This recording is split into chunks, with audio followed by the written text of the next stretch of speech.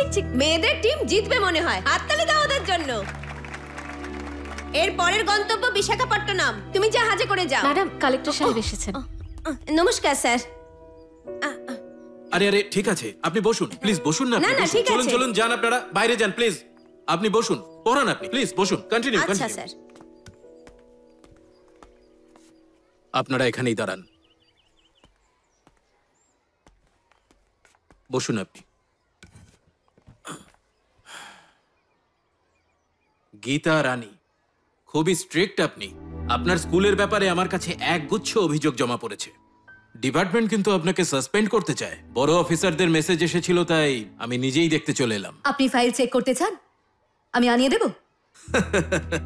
তার দরকার নেই। চাকরির প্রথম দিকে আমিও আপনার মতোই ছিলাম, সেই জন্য আমার অনেকবার ট্রান্সফারও হয়েছে।